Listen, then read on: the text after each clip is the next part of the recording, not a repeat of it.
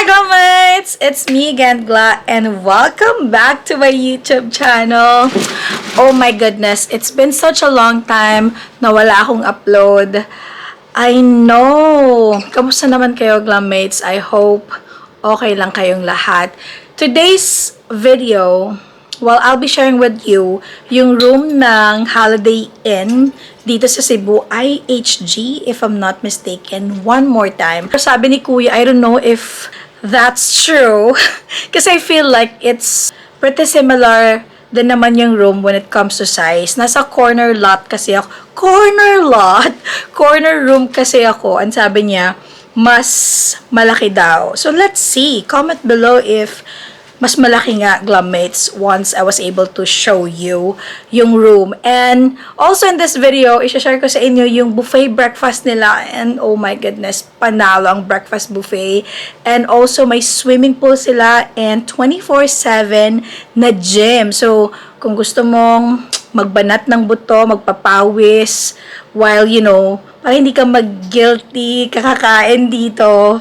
So, pwede kang magpunta sa gym. So, ang dami kong sinabi, diba? But anyway, Glammates, my name is Gla. If you're new here, if you're meeting for the first time, and if sa tingin mo, same tayo ng passion or interest, I just hope makita kita ulit. If you haven't subscribed yet, please click the subscribe button and hit the notification bell so that you won't have to miss any of my episodes.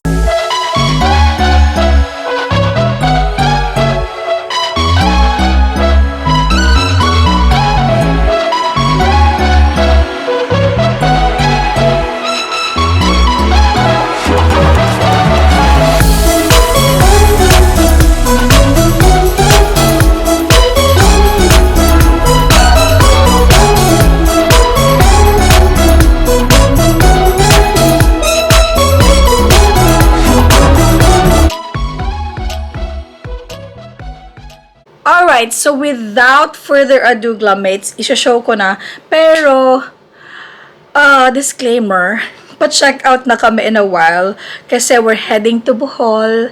So, yun, nagamit na namin to ng 3 days. Gusto ko lang i-share. Bakit ka ba? Wala lang. Bet ko lang. Kasi last time, hindi ko talaga na-share yung experience dun sa buffet kasi nga, hindi naman ako legit na nagstay. Kumbaga, nagkikill lang ako ng time during that moment while waiting dun sa hotel ko na makapag-check-in ako. So, yan. Dami ko na namang sinabi. Ito na.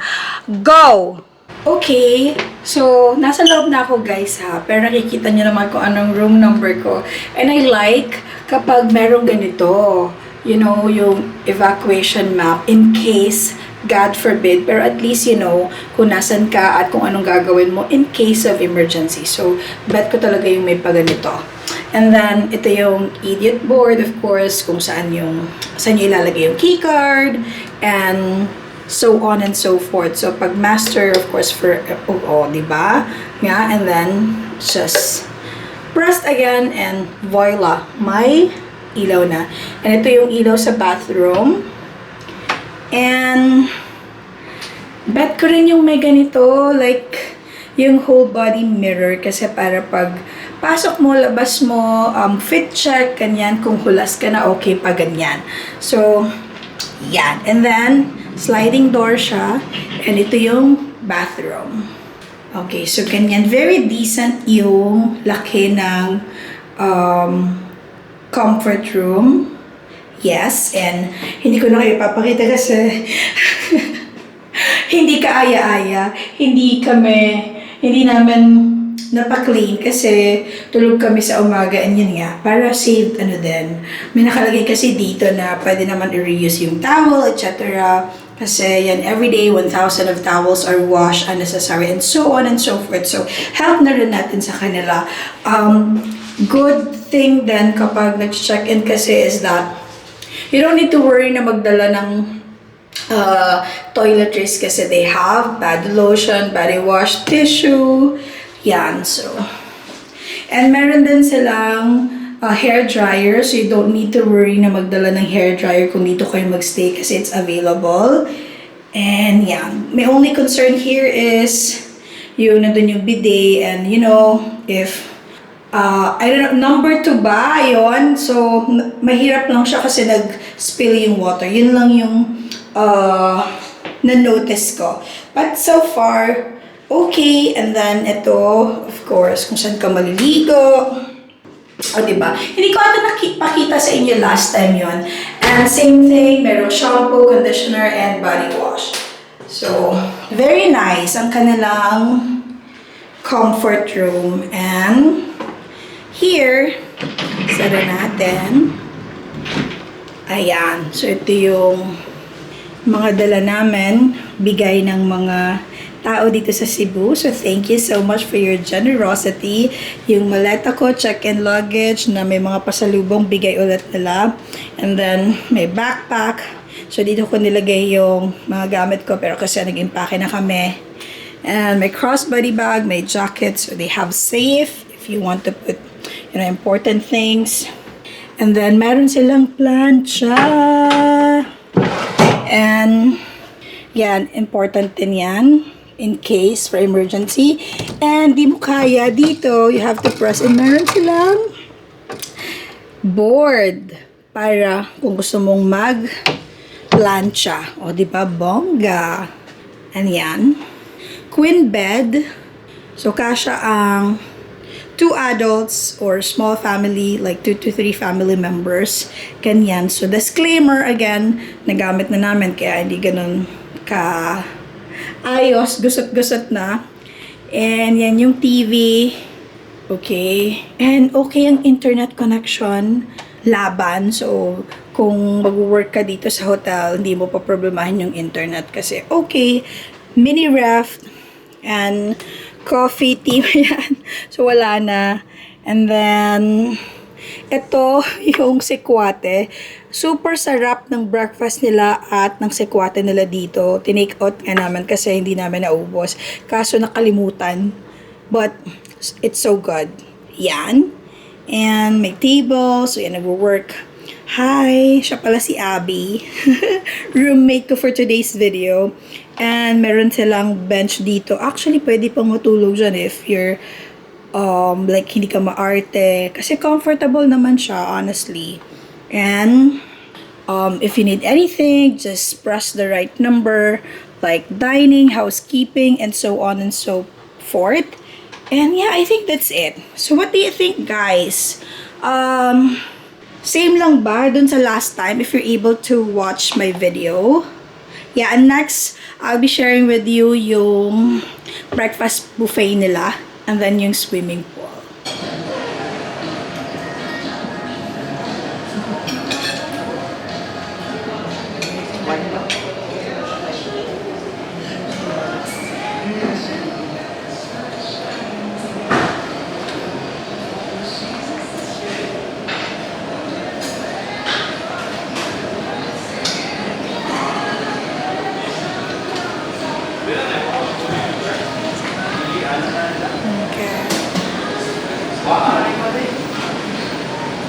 Puto and sekwate.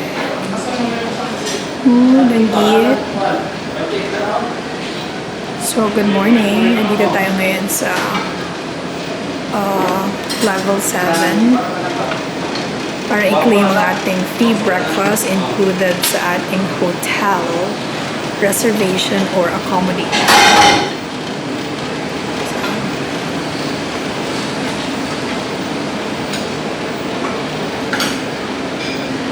Yan siya. And then, coffee station and tea station. So, I take advantage nito because I think past 6 pa lang. So, wala pang masyadong tao. I like kasi kahit hindi ganun kalaki, pero madaming food and very decent yung mga food laban.